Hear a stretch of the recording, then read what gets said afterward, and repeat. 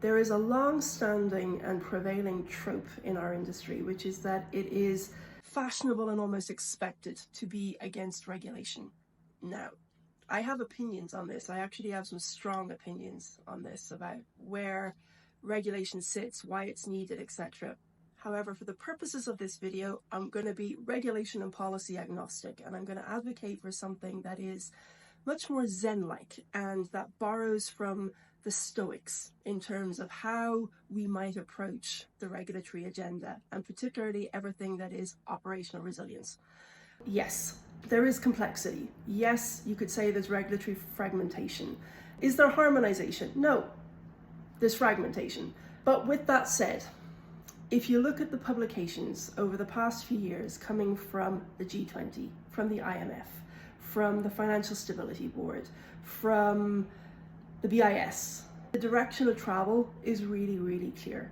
The fear of cyber attacks that impact financial stability, the fear of operational disruption that causes customer harm. The concern is real and the focus is not going to go away. With that in mind, my take on pointing to the flaws in the regulatory texts and pointing to the discrepancies that there might be. Is it useful fodder for intellectual jousting? Absolutely. It's the same kind of intellectual fodder that's there for debating relative merits of GDPR and the US Cloud Act, right? Conflicts of law, all that stuff. Yes, fantastically intellectually stimulating. However, for people on the ground who are trying to get stuff done, that kind of debate, not helpful. My suggestion is to embrace, say, a Zen mindset and a Stoic mindset of not fighting gravity, right? The directional pull is really clear. The regulators and policymakers aren't going to change tack, at least not in the short to mid term on this stuff.